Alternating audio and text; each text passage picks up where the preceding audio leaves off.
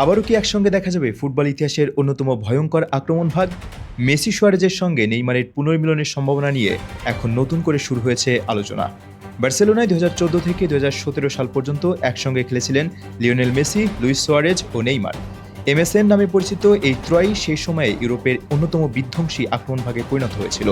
তিনজন মিলে বার্সেলোনাকে জিতিয়েছিলেন 9টি শিরোপা, যার মধ্যে ছিল চ্যাম্পিয়ন্স লিগ ও 2টি লা লিগা। বিশেষ করে 2014-15 মৌসুমে ছিল তাদের সেরা সময়। ট্রেবল জয়ের সেই মৌসুমে তিনজন মিলেই করেছিলেন অবিশ্বাস্য 122 গোল। মেসি 58, নেইমার 39 এবং সুয়ারেজ করেছিলেন 25 গোল। এবার সেই বিধ্বংসী ত্রয়ীকে আবারও একসঙ্গে দেখার সম্ভাবনা তৈরি হয়েছে যুক্তরাষ্ট্রে। নেইমারের সঙ্গে সান্তোসের বর্তমান চুক্তির মেয়াদ শেষ হওয়ার কথা 2026 সালের শেষ দিনে। এরপর তার ভবিষ্যৎ নিয়ে এখনো চূড়ান্ত সিদ্ধান্ত হয়নি। এই সুযোগেই আলোচনা এসেছে মেজর লিগ সকারের ক্লাব ইন্টার মায়ামি, যেখানে এখন খেলছেন মেসি ও সুয়ারেজ।